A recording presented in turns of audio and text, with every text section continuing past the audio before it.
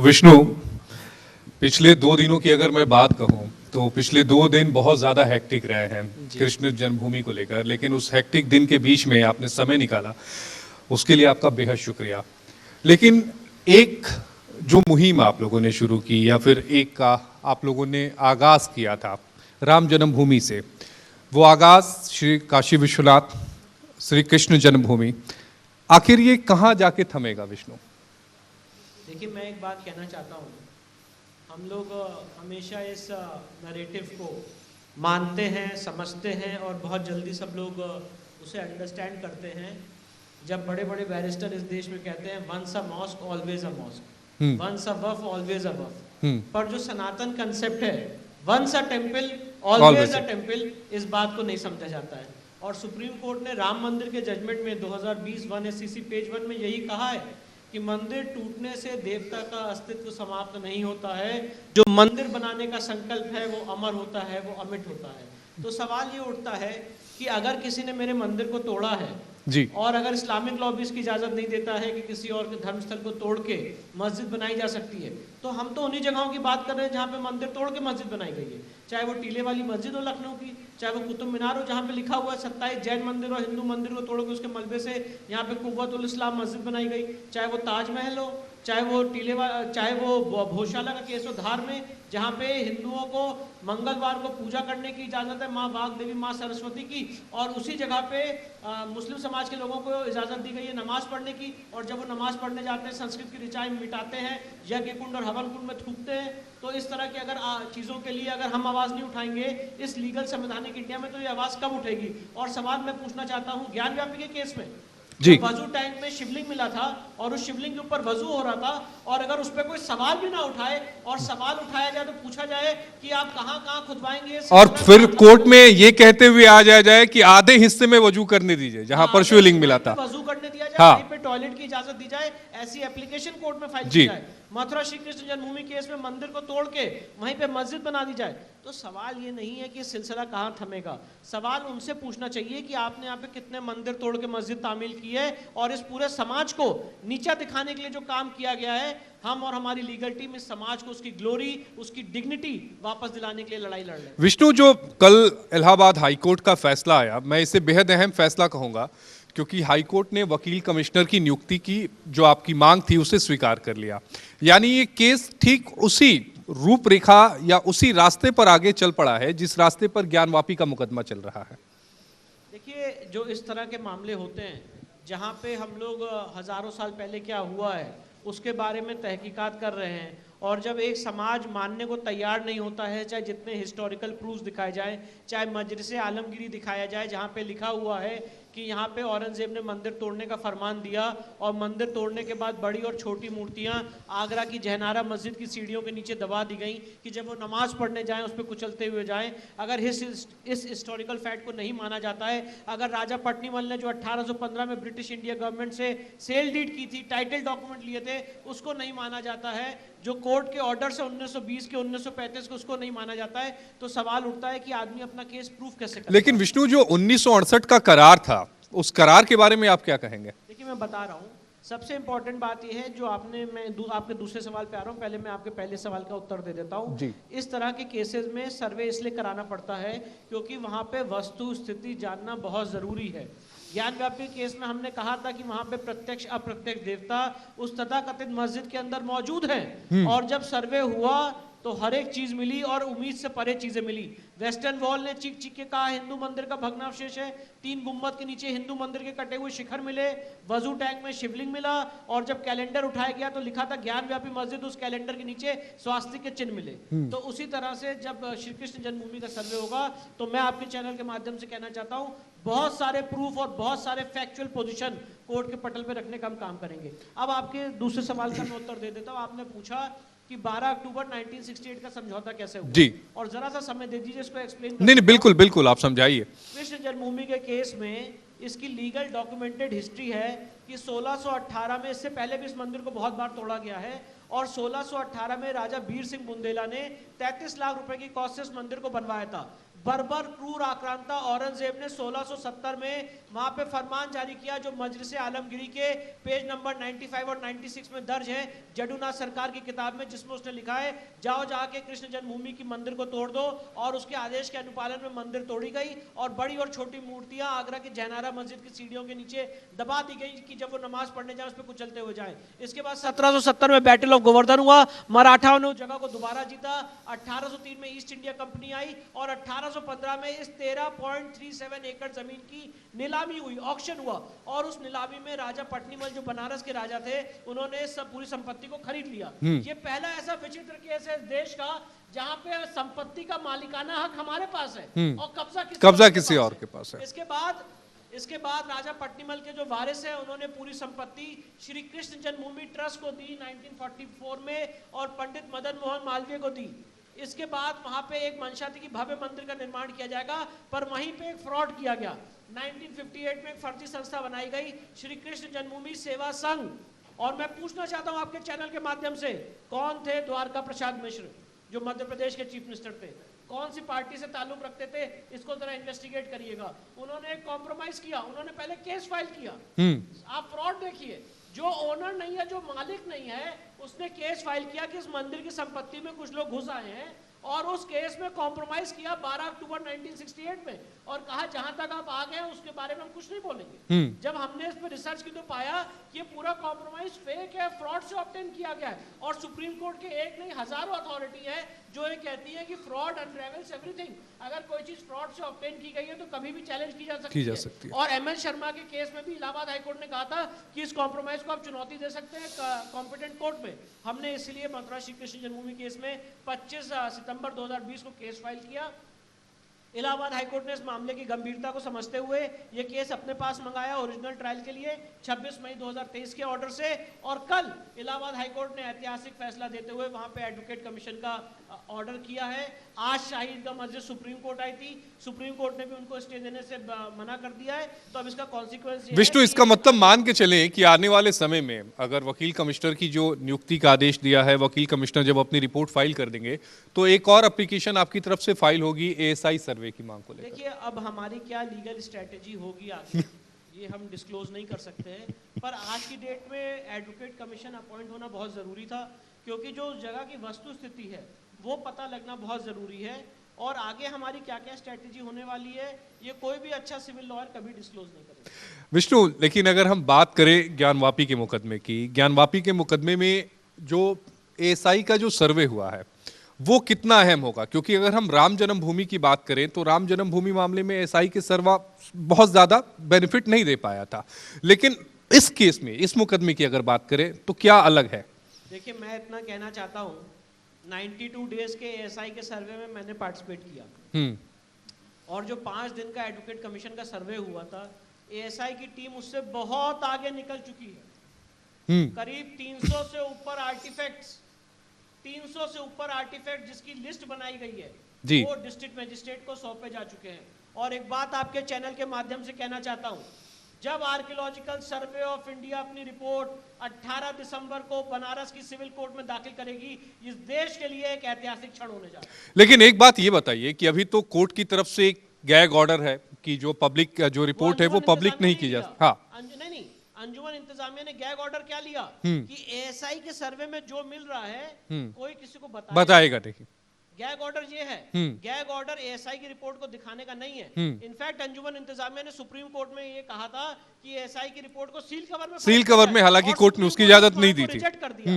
तो कोर्ट की जो प्रोसीडिंग होती है वो पब्लिक प्रोसीडिंग होती है, और कोर्ट में जो डॉक्यूमेंट्स फाइल होते हैं वो पब्लिक डॉक्यूमेंट होते हैं, सीक्रेट डॉक्यूमेंट नहीं होते हैं। तो कोई गैग ऑर्डर नहीं है, जब एएसआई की रिपोर्ट फाइल होगी तो उस पर हम और आप बात करेंगे। लेकिन विष्णु भाई, जो एएसआई की रिपोर्ट है, जो तथ्य हैं, मुझे लगता है कि उससे उस रिपोर्ट के आने के बाद जो पूरा मुकदमा है उसकी रूपरेखा ही बदल जाएगी। देखिए, बिल्कुल, मैं एक बात आपके चैनल के माध्यम से और कहना चाहता हूं, जो राम मंदिर के केस में एएसआई की रिपोर्ट आई थी, हाँ, इस केस में एएसआई की रिपोर्ट और उसमें बहुत ज्यादा इजाफा होगा, क्योंकि इस केस के फैक्ट्स ऐसे, मैं नहीं बता सकता कि 92 डेज के सर्वे में क्या मिला था।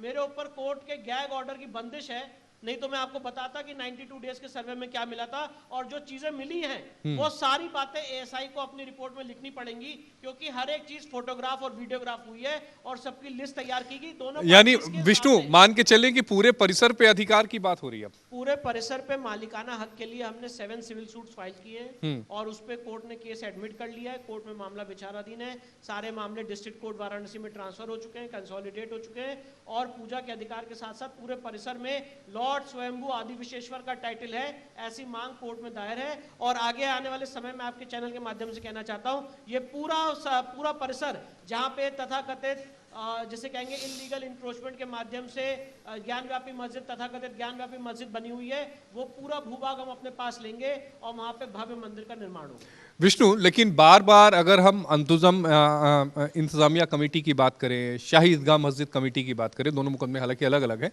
लेकिन सबका बार बार ये कहना है वर्शिप एक्ट 1991 को वो बीच में लेकर आते हैं, कहते हैं कि नहीं जी वर्शिप एक्ट का उल्लंघन हो रहा है।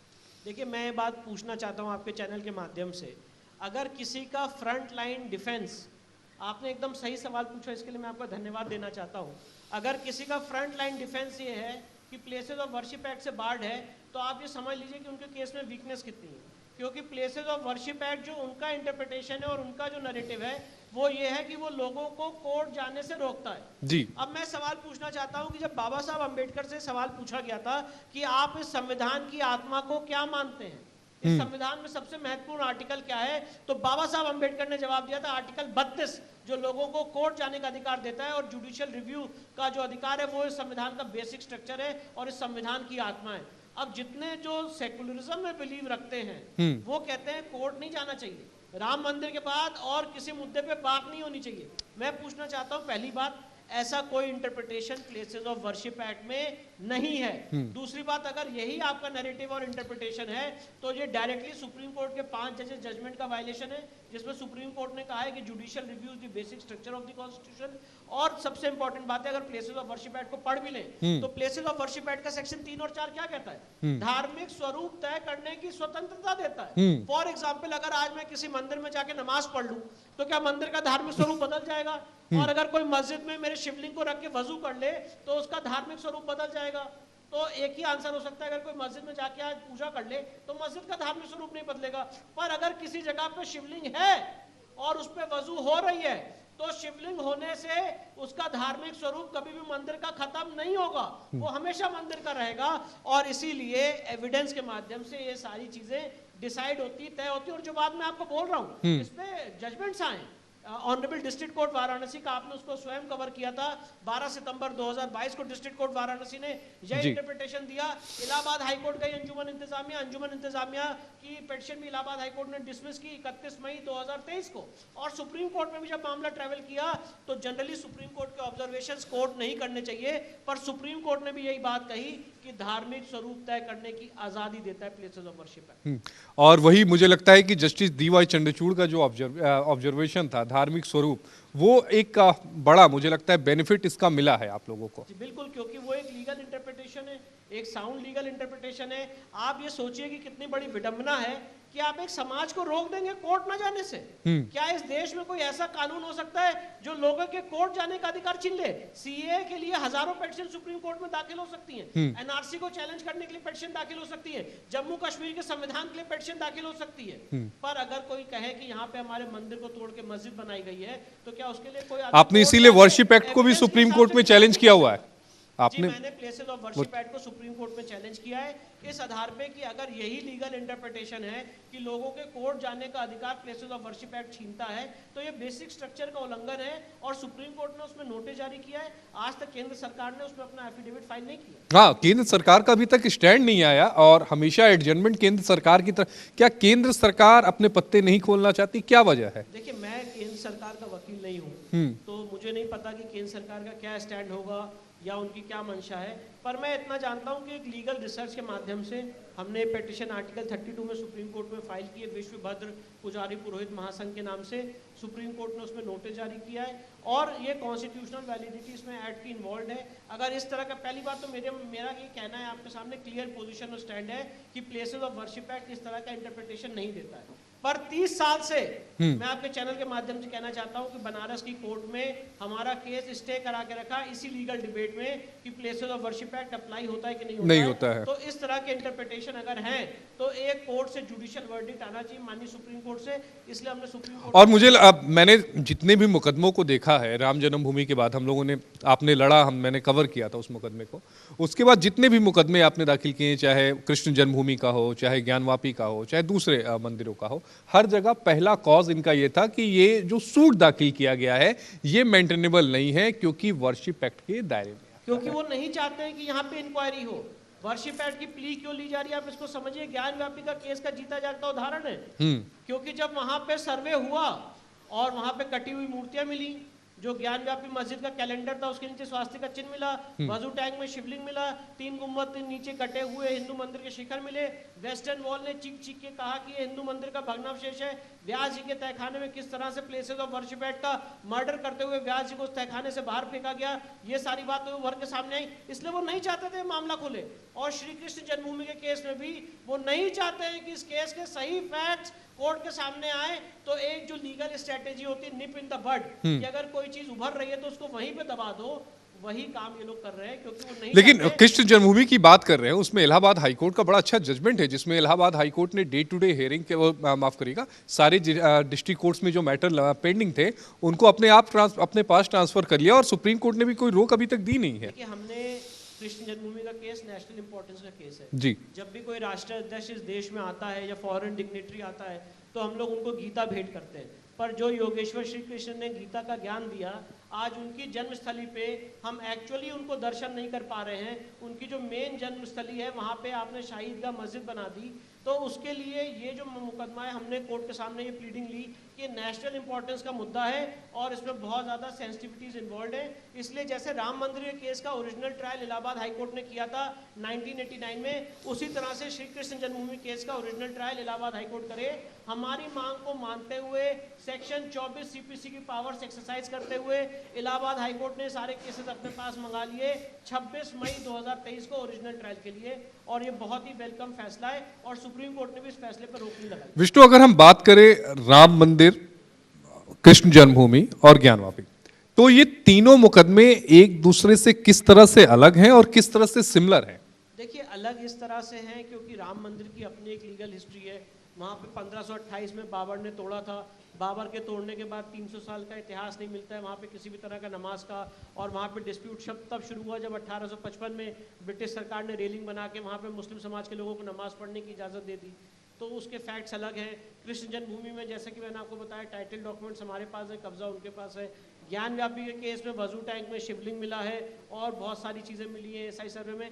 तो हर एक केस के अपने अपने फैक्ट्स होते हैं, पर हर एक केस में सिमिलैरिटी ये है कि वहाँ पे देवता का अस्तित्व था और देवता के अस्तित्व को खत्म करने के लिए एक प्री एग्जिस्टिंग मंदिर को तोड़ के मस्जिद तामील की गई। आप ये भी बात करते हैं, कहते हैं कि जो वर्शिप एक्ट है वो 1948 के बाद की संरचना की बात करता है, और आप जिस संरचना की बात कर रहे हैं वो 1948 के पहले का है। आप ये कह रहे हैं कि नहीं, जो हमारी पहले की जो संरचना है हम तो वही मांग रहे हैं, हम कुछ नया तो मांग नहीं रहे हैं। जी बिल्कुल, देखिए, प्लेसेस ऑफ वर्शिप एक्ट यथास्थिति करने की इजाजत देता है। 15 अगस्त 1947 को जो जिस जगह का धार्मिक स्वरूप था, तो धार्मिक स्वरूप क्या था, धार्मिक स्वरूप क्या था, ये कोर्ट में एविडेंस के आधार पर लीड होगा। और इसीलिए ये सारे मामले हमने कोई पीआईएल नहीं फाइल किए इलाहाबाद हाई कोर्ट में या सीधे सुप्रीम कोर्ट में, हमने सिविल सूट फाइल किया है। जो सिविल सूट फाइल करने की इजाजत सुप्रीम कोर्ट ने राम मंदिर के केस में दी है, क्योंकि जहां पे देवता इन्वॉल्व हैं और एक पर्सनल डिस्प्यूट है दूसरे पक्ष से, तो उसके लिए आप सिविल सूट फाइल कर सकते हैं सीपीसी में, और इसलिए हमने सिविल सूट फाइल किया है। और ये सारे सिविल सूट्स एडमिट हो गए और आगे बढ़ रहे हैं। और इसमें जब हम एविडेंस लीड करेंगे और एविडेंस के पैमाने पे जो एविडेंस कोर्ट में आएगी, जिसमें हिस्टोरिकल एविडेंस एक बहुत क्रूशियल रोल प्ले करेगी, जिसका इंडियन एविडेंस एक्ट में सेक्शन 57 में कोर्ट जुडिशियल नोटिस ले सकती है।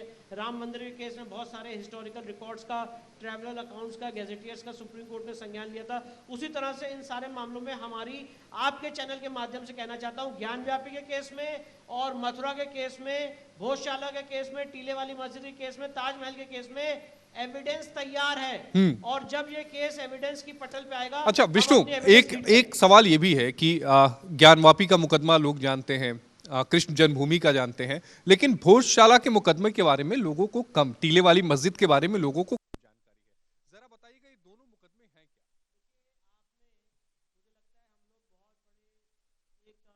क्या? में सेकुलरिज्म का नैरेटिव फैलाया गया, किस तरह का हमने सेकुलरिज्म देखा है और सेकुलरिज्म का जो गंदा और विभत्स रूप है वो हम लोग देख रहे हैं।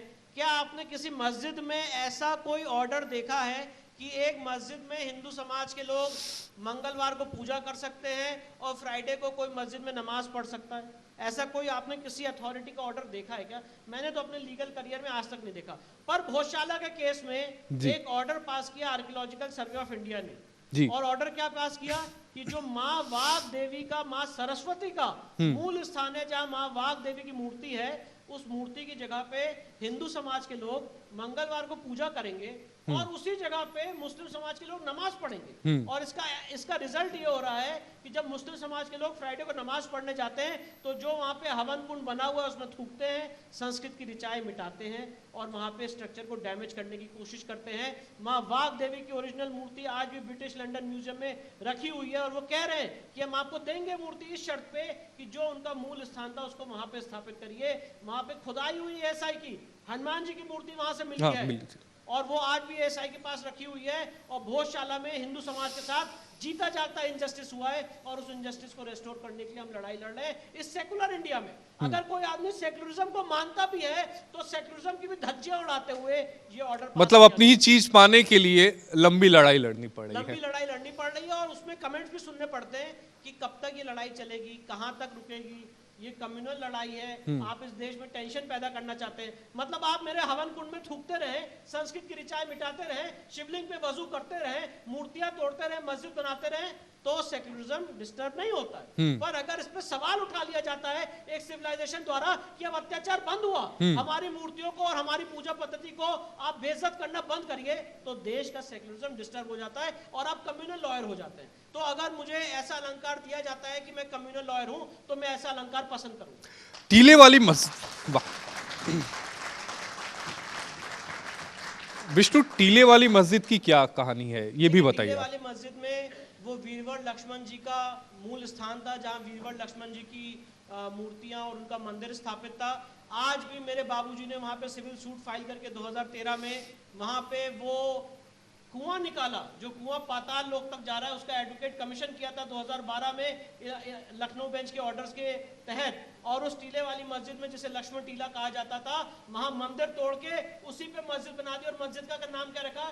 टीले वाली मस्जिद। वो लक्ष्मण टीला था जहाँ पे वीरवर लक्ष्मण जी का स्थान था, उनका मूल स्वरूप था, वहां पे बराबर पूजा पाठ हो रही थी। उसके रेवेन्यू रिकॉर्ड्स में भी एंट्री मिलती है, उसके हर जगह विवरण है, ट्रैवल अकाउंट्स भी हैं। इसको लेके हमने 2013 में सिविल सूट फाइल किया और सिविल सूट हमारा एडमिट हुआ। प्लेसेस ऑफ वर्शिप एक्ट का आर्गुमेंट उसमें रिजेक्ट किया। उसके अगेंस्ट जो वहाँ की मस्जिद कमेटी है वो डिवीजन में डिस्ट्रिक्ट कोर्ट के यहाँ गई, डिस्ट्रिक्ट कोर्ट ने भी उनका आर्गुमेंट रिजेक्ट किया। उसके अगेंस्ट इस समय मामला इलाहाबाद हाईकोर्ट की लखनऊ खंडपीठ में विचारा। लेकिन विष्णु, मैंने देखा कि आप ट्रेवल करते रहते हैं, मतलब इतनी आईए डाली जाती है दूसरी पार्टी की तरफ से। कभी आप बनारस रहते हैं, कभी आप एमपी रहते हैं, कभी आप दिल्ली में रहते हैं, supreme court, high court, lower court, manage कैसे कर पाते? देखिए, हर एक चीज़ मैनेज होती है। अगर आपको एक मंशा है कि इस पूरे सिविलाइजेशन को आपको जस्टिस दिलाना है, इस पूरे सिविलाइजेशन को उनकी जो आध्यात्मिक ग्लोरी है उसको आपको रेस्टोर करना है, तो आज के मॉडर्न युग में जो आदमी मेहनत करने को तैयार है हर एक चीज़ मैनेज कर सकता है। तो इसलिए मुझे लगता है कि मुझे ईश्वर ने अपॉर्चुनिटी दी है कि मैं अपने धर्म और अपने कौम के लिए लड़ सकूं, और वही काम मैं कर रहा हूं और अपने जीवन के अंतिम सांस तक करता रहूं। विष्णु, लेकिन बहुत बढ़िया विष्णु, एक सवाल ये भी यहाँ पर लगातार उठाया जाता है कि आखिर विष्णु शंकर जैन ही क्यों? देखिए, मैंने आपके सामने बात की इसलिए तो मैं आपके चैनल पे आया हूँ कि और भी लोग खड़े हों। मैं जहां जहां जाता हूँ यही बात करता हूँ कि हो सकता है मैं अपने जीवन काल में जो मंदिर तोड़ी गई है उसको रेस्टोर ना कर पाऊं, पर इस समाज के अंदर एक ऐसी चेतना पैदा कर पाऊं कि समाज के हर एक कोने में, हर एक राज्य में ऐसे लोग उठ के सामने आए और ये कहें कि आपने भले ही हमारी मंदिर तोड़ दी हो, ये सनातन समाज हजारों साल बाद भी वापस उठेगा और बोलेगा कि यहाँ पे हमारी मंदिर थी, हमें हमारी ग्लोरी रेस्टोर करिए। ये इसी के लिए हम जा रहे हैं, हर जगह जा रहे हैं। इस जागरूकता के लिए विष्णु को एक बड़ी कीमत चुकानी पड़ी है। विष्णु मेरे बड़े अजीज मित्र, पुराने मित्र हैं, मैं इनको हम 1.5 दशक से एक साथ हैं, दोस्त हैं। कई आपने एडवोकेट्स को देखा होगा, वो वेकेशन में फॉरेन छुट्टियों पर जाते हैं, घूमने जाते हैं, लेकिन विष्णु ने पिछले 15-16 सालों में जितना कमाया वो सब कुछ इन केसों पर लगाया। और विष्णु के पास बैंक बैलेंस नहीं है, कैसे मैनेज करते हैं वो मैं जानता हूं। और सबसे बड़ी बात है, विष्णु ने 1 रुपए किसी से नहीं लिए इन सभी मुकदमों को लड़ने के लिए, और विष्णु ने अपने दम पर लड़ा। देखिए, हमारी कोशिश है, ईश्वर ने हमें शक्ति दी है, और ये शक्ति से देखिए ये सारी बातें ऐसी हैं कि जो आध्यात्मिक हमारी ऊर्जा के केंद्र हैं उसको रेस्टोर करना बहुत ज़रूरी है। ऐसा हम होते हुए नहीं देख सकते हैं कि काशी में शिवलिंग के ऊपर वजू होता रहे और हम सारा समाज चुप बैठा रहे, किसी ना किसी को तो लेकिन ये बहुत बड़ी बात है विष्णु की, अपनी पूरी जरूरतों को, अपनी ख्वाहिशों को दबाकर एक लक्ष्य जो आपने साधा है, जो आपने समाज में जागरूकता फैलाने की मुहिम शुरू की है, उसमें लगा देना बहुत बड़ी बात है। मुझे लगता है कि मेरे गुरुओं का आशीर्वाद है, मेरे पिताजी का, माननीय हरिशंकर जैन साहब का, और जैन धर्म यही तो सिखाता है, जिनेंद्री बनना, अपनी सारी इंद्रियों पे वश करके अपना काम करना। तो मैंने उसी काम को आगे बढ़ाया। ये काम आगे इसी तरह बस्तर जाता जारी रहेगा? मेरा तो यही मैं और मेरा परिवार और मेरी लीगल टीम इसी चीज़ के लिए कटिबद्ध है, और आप भी यहीं पे, हम भी यहीं हैं, और इन सारी लीगल लड़ाइयों को हम लोग जीतेंगे। ज्ञान व्यापी में भी, मथुरा में भी हम लोग जीत की दहलीज पे हैं, और आगे आने वाले समय में इन सारी जगहों को रेस्टोर करके विष्णु, 2 मुकदमों का जिक्र मैं संक्षिप्त में करना चाहूंगा क्योंकि समय कम है। एक कुतुब मीनार जो आपकी पिटीशन पेंडिंग है, और दूसरा ताजमहल जिसमें शिवलिंग का दावा किया गया है, वो संक्षिप्त में बताइएगा क्या है? ताजमहल में मैं ये बताना चाहता हूँ, कंप्लीट हिस्टोरिकल रिसर्च है, और उसका मैं आपको आगे चल के विवरण भी दूंगा। शाहजहां ने खुद माना है बादशाहनामा में कि उसने राजा जय सिंह से ये मंदिर लिया था और एक्सचेंज किया था कि वो आपको, अपना राजा जय सिंह को उसका धर्म बदलने के लिए फोर्स नहीं करेगा। एक्सचेंज में लिया था। अच्छा। और वो उसके लिए डेटिंग भी की गई है ताजमहल की, और उस डेटिंग में ये स्पष्ट रूप से आया है कि ताजमहल शाहजहां से पहले का है। 2015 में हमने आगरा के सिविल कोर्ट में मुकदमा दायर किया था। आपको पता है आर्कियोलॉजिकल सर्वे ऑफ इंडिया ने उसमें क्या एफिडेविट फाइल किया? हमने कहा ये ताजमहल जो है एक शिव मंदिर है। आर्कियोलॉजिकल सर्वे ऑफ इंडिया ने कहा नहीं, विष्णु शंकर जैन गलत बोल रहे हैं, ये विष्णु और शिव मंदिर, ये एसआई का था। और ताजमहल के केस में ये साबित हो चुका है कि शाहजहां ने नहीं बनाया ऐसे। ये फर्जी हिस्ट्री हमें पढ़ाई जाती है कि ताजमहल को शाहजहां ने बनाया, नहीं बनाया।